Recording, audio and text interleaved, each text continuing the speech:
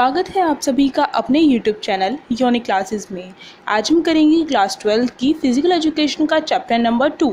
तो देखिए यहाँ पर चैप्टर नंबर 2 है ये, इसके MCQs करेंगे हैं। यहाँ पर हम MCQs यानी कि मल्टीपल चॉइस क्वेश्चंस जो आपके 20 नंबर लेते हैं आपके एग्ज़ाम में, जो कि बहुत ज़रूरी है। तो देखिए प्रश्न यहाँ पर सबसे पहला यहाँ पर है, यहाँ पर एक पैराग्राफ दे रखा है और ये एक ड्राइंग दे रखी है। इसके अकॉर्डिंग यहाँ पर प्रश्न पूछे जाएंगे नीचे। तो देखिए, संतुलित आहार से तात्पर्य सभी आवश्यक पोषक तत्वों से युक्त भोजन के सेवन से है। तो यहाँ पर संतुलित आहार की डेफिनेशन बताई है कि संतुलित आहार का मतलब क्या होता है, ऐसा भोजन जिसमें सारे के सारे पोषक तत्व युक्त हो, यानी कि मिले हुए हों। राम एक गांव में अपने दादा दादी से मिलने के दौरान पड़ोसियों के साथ भोजन और पोषण के बारे में जानकारी साझा करते हैं। राम ने नोटिस किया कि उस गांव में रहने वाले कम लोग गोइटर और गंभीर एनीमिया से पीड़ित हैं, यानी कि राम को पता चला कि उस गांव में रहने वाले कम लोग क्या है, गोइटर के शिकार हैं, और कुछ क्या है, बहुत सारे क्या है, एनीमिया के शिकार हैं। तो ये क्यों, गोइटर किसके कारण होता है, एनीमिया किसके कारण होता है, फटाफट बताइए कमेंट में। इसके अकॉर्डिंग प्रश्न भी पूछे जाएंगे, तो यहाँ पर मैं इसलिए नहीं बता रही हूँ, इसके नीचे प्रश्न इससे रिलेटेड हैं।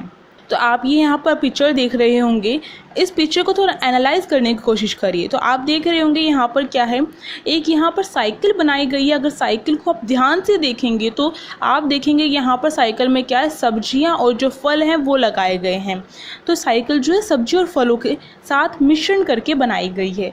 तो ये क्या है, एक अच्छे स्वस्थ व्यक्ति के रहने के पीछे का जो राज होता है, एक तरीके से वो बताया गया है। अब पहला प्रश्न यहाँ से पर पूछा गया है, खनिज आवश्यक मात्रा के आधार पर डैश पोषक श्रेणी के अंतर्गत रखे जाते हैं।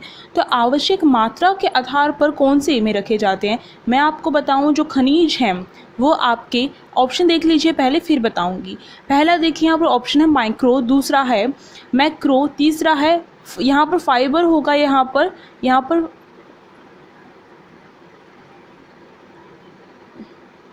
इसे ठीक कर लीजिएगा, फाइबर है ये। डी देखिए गैर पोषक। तो बताइए यहाँ पर कौन सा इसका सही होगा। अगर आपने चैप्टर नंबर 2 पढ़ रखा है, ये तो बहुत ही आसान है। तो बताइए, तो देखिए जो खनिज तत्व हैं वो हमारे किस में शामिल होते हैं, वो हमारे होते हैं सूक्ष्म पोषक तत्व के अंतर्गत। अब जो सूक्ष्म पोषक तत्व होते हैं उसे माइक्रो पोषक तत्व भी कहा जाता है। तो यहाँ पर देखिए माइक्रो, जो ऑप्शन नंबर 1 है वो इसका सही होगा, माइक्रो।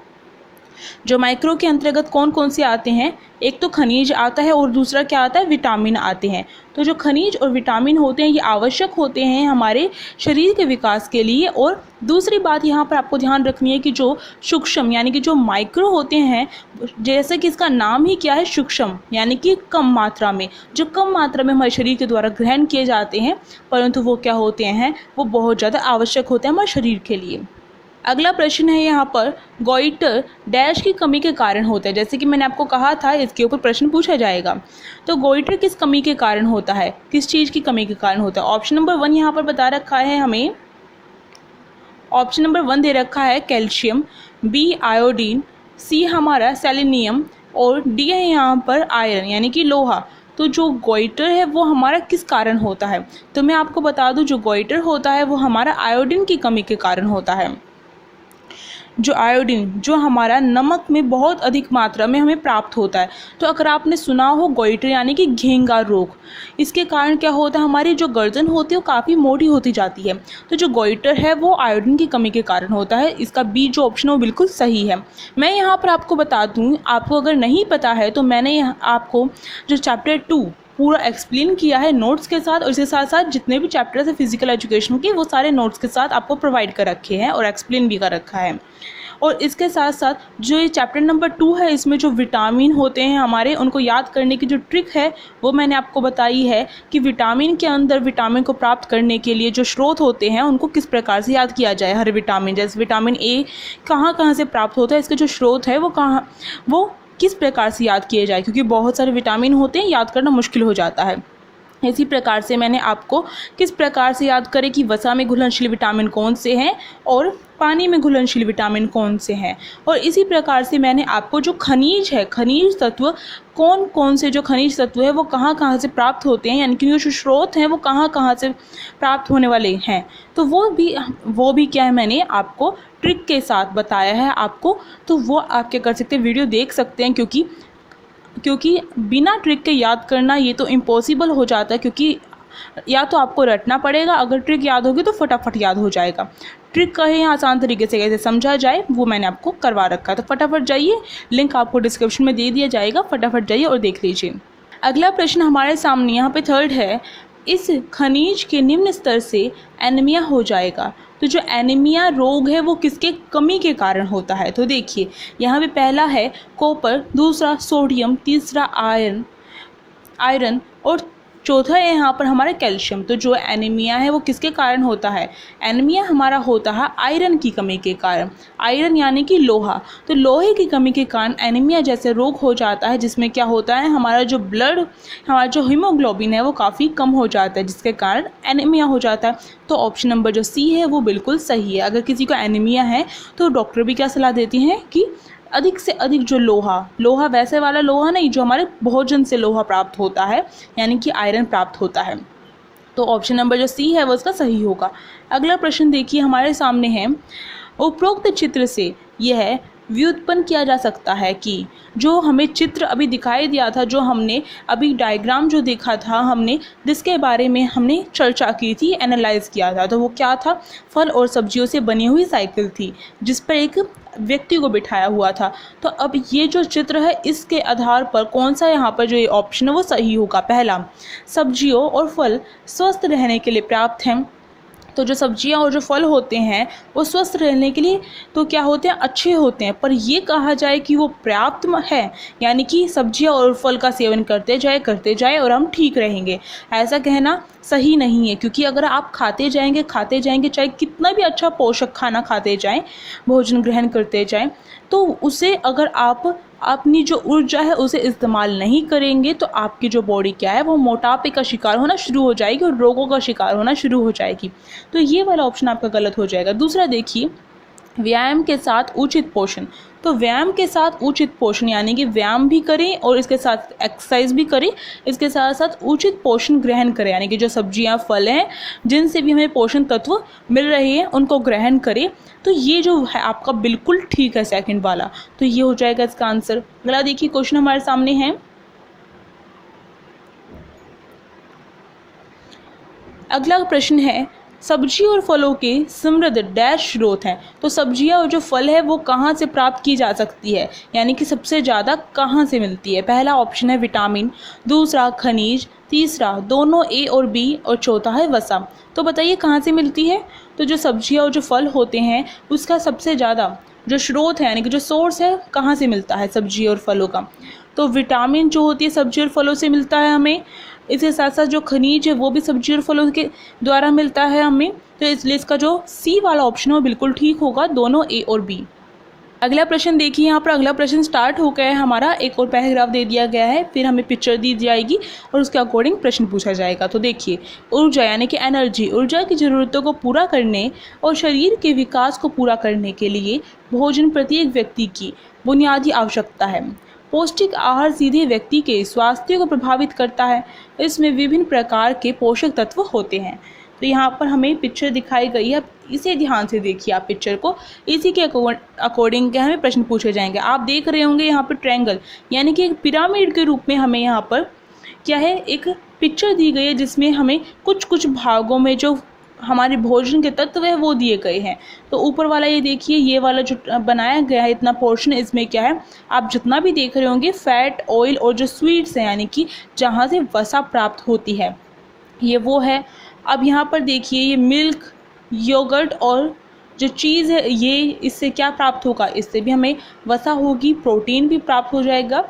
और देखिए यहाँ पर हमें क्या दिया गया है, यहाँ पर मीट है हमारा, फिश है, ड्राई बीन्स है, एग्स हैं और इसके साथ साथ अब इसी प्रकार से यहाँ पर देखिए सब्जियाँ दी गई हैं, यहाँ पर हमें फल दिया गया है और सबसे अधिक मात्रा में हमें क्या दिया गया है, ब्रेड दी गई है हमें, राइस दिए गए हैं, पास्ता ग्रुप दिया गया है और लास्ट में हमें यहाँ पर वाटर दिया गया है। तो देखिए अब ये क्या है, इसके अकॉर्डिंग हमसे प्रश्न पूछा जाएगा। तो थोड़ा थोड़ा हमने समझ लिया इस डायग्राम को। अब प्रश्न देखिए, सबसे पहला प्रश्न है भोजन पिरामिड के सबसे निचले हिस्से पर डैश का कब्जा है, यानी कि डैश जो भोजन का जो निचला पिरामिड में सबसे निचला जो भाग था जिसने अधिक मात्रा में स्पेस ग्रहण कर रखा है वो कौन सा है, जो बड़ी मात्रा में सेवन का संकेत देता है। तो देखिए पहला ऑप्शन कार्बोहाइड्रेट, दूसरा विटामिन, तीसरा खनिज और चौथा वसा। तो आपने देखा होगा जो राइस ब्रेड किसमें थी, जो सबसे ज़्यादा जो हिस्सा था, तो आपको पता होगा जो राइस है ब्रेड है इन सब से क्या है कार्बोहाइड्रेट अधिक मात्रा में प्राप्त होता है, इसलिए इसका जो ए वाला ऑप्शन है वो इसका सही होगा। इसी तरीके से पास्ता ग्रुप भी उसी के अंदर था और पास्ता किससे बनता है, ज़्यादातर वो राइस से ही बनता है, तो इसलिए कार्बोहाइड्रेट इसका सही है। अगला यहाँ पर प्रश्न देखिए, व्यक्तियों के आहार का प्रमुख हिस्सा डैश पोषक तत्व है। तो व्यक्तियों के आहार का यानी जो व्यक्ति हैं उनके भोजन का, उनके आहार का सबसे ज़्यादा जो प्रमुख हिस्सा होता है वो कौन सा होता है। पहला ऑप्शन मैक्रो, दूसरा सूक्ष्म, तीसरा पानी और चौथा है फाइबर। तो बताइए कौन सा होता है। जैसे कि मैंने आपको बताया जो पोषक तत्व दो प्रकार के होते हैं, एक होता है मैक्रो और दूसरा होता है माइक्रो। तो जो मैक्रो होता है वो क्या करता है, भोजन का अधिक, हमारे आहार का अधिक हिस्सा होता है, यानी कि हमारा शरीर उनको ज़्यादा ग्रहण करता है। पर जो सूक्ष्म यानी कि जो माइक्रो होते हैं, सूक्ष्म पोषक तत्व यानी कि जो माइक्रो होते हैं वो क्या है, बहुत कम मात्रा में लिए जाते हैं हमारे शरीर के द्वारा, पर क्या है वो बहुत ज़्यादा आवश्यक होते हैं। अब प्रश्न क्या पूछा गया है कि व्यक्ति के आहार का प्रमुख हिस्सा कौन सा होता है, वो होता है मैक्रो, जो सबसे अधिक मात्रा में लिया जाता है। तो ऑप्शन नंबर ए इसका बिल्कुल सही है। अगला प्रश्न है वसा घुलनशील विटामिन डैश है। तो वसा में घुलनशील विटामिन कौन सा है। तो मैंने आपको जैसे बताया था, इसकी ट्रिक मैंने आपको पहले ही बता रखी है, चलो दोबारा बता देती हूँ।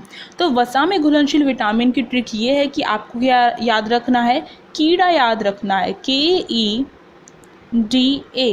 तो जो कीड़ा शब्द है ये याद रखना है आपको, जिससे आपको याद रहेगा वसा में घुलनशील जो विटामिन है के, विटामिन के होता है, विटामिन ई होता है, विटामिन डी होता है और विटामिन ए होता है। तो आप इजीली याद कर सकते हैं। एक ट्रिक यहाँ पर बता दी, और सारी ट्रिक देखनी है तो आपको क्या करना पड़ेगा, वीडियो देखनी पड़ेगी। आप चाहिए, लिंक डिस्क्रिप्शन बॉक्स में दे दिया गया है। तो ये जो कीड़ा है वो आप देखिए ADE और K, तो इसका जो D है वो बिल्कुल सही होगा, वसा में घुलनशील विटामिन। अगला प्रश्न है शरीर निर्माण पोषक तत्व डैश है। तो शरीर निर्माण का जो पोषक तत्व है वो कौन सा है। पहला फैट यानी कि वसा, दूसरा विटामिन, तीसरा प्रोटीन और चौथा है खनिज। तो बताइए कौन सा होगा। तो शरीर निर्माण में जो सबसे ज़्यादा योगदान देता है पोषक तत्व वो होता है हमारा प्रोटीन। किस प्रकार से, जो प्रोटीन होता है, क्योंकि हमारा शरीर किससे बना हुआ है अगर आपको पता हो, हमारा जो शरीर है वो हमारा कोशिकाओं से बना हुआ, कोशिका यानी कि जो सेल हैं उनसे बना हुआ है। और सेल के निर्माण में जो सेल है उसका निर्माण किसके द्वारा होता है, सेल का निर्माण होता है प्रोटीन के द्वारा। तो इसलिए हमारे शरीर के निर्माण में जो प्रोटीन है वो क्या है, बहुत ज़्यादा योगदान देता है, या फिर कहा जाए हमारे शरीर का निर्माण प्रोटीन के द्वारा ही होता है। तो ये देख लीजिए। तो ये जो हो गया इसका ऑप्शन नंबर सी ठीक। मैं आपको बता दूं, आपको MCQ में ऐसे ही कोई ट्रिक नहीं लगा के आनी, या फिर ऐसे ही कोई तुक्का नहीं लगा के आना है, या अपनी मन मर्जी से कुछ भी नहीं लगा के आना है। जब तक आपको अपने आंसर में श्योरिटी ना हो तब तक आप उसे ना करिए। मेरा मतलब ये है, छोड़ के तो मत आइएगा। अगर आपको नहीं आता है कोई ना कोई ऑप्शन लिख कर आ जाइए, उसमें कोई नहीं है। पर अगर आप ये प्रोटीन पर टिक लगा रहे हैं तो क्यों लगा रहे हैं, इसके पीछे एक रीज़न एक बार सोच कर देखिएगा तो आपको पता चल जाएगा। तो ये हो गया, अगर आप रीज़न के साथ हर चीज़ को याद करते जाएंगे तो आपको क्या होगा, वो याद रहेगा। अब अगला देखिए, और अगर आपको वीडियो अच्छी लग रही हो तो आप क्या कर सकते हैं, वीडियो को लाइक कर सकते हैं, शेयर कर सकते हैं और चैनल को सब्सक्राइब कर सकते हैं। अब ये अगला प्रश्न देखिए, घी, मक्खन, पनीर और जो दही है डैश के समृद्ध स्रोत हैं। तो कहाँ से सबसे ज़्यादा मात्रा में प्राप्त किए जाते हैं, किसके स्रोत होते हैं ये, यानी कि जो घी, मक्खन और पनीर और दही से क्या चीज़ प्राप्त होती है, जो वसा है वो प्राप्त होती है। यानी वसा के स्रोत कौन से होते हैं, ये होते हैं वसा के स्रोत। घी, मक्खन हो गया, पनीर होगी, दही हो गई, तो वसा इसका सही हो जाएगा। इसी के साथ ये वीडियो यहीं पर ख़त्म करनी होगी। अगर वीडियो अच्छी लगी तो लाइक, शेयर एंड कमेंट करके ज़रूर बताइएगा, जिससे कि मुझे भी पता चल सके कि आप कितना सीख रहे हैं या फिर मेरी कहाँ पर क्या कमी रह रही है। अगर आप चैनल पर नए हो तो आप सब्सक्राइब कर सकते हैं। साइड में जो बेल आइकन है उसे प्रेस करना मत भूलिएगा, जिससे कि न्यू वीडियोज़ की नोटिफिकेशन आपके फ़ोन में आ सके। Thank you.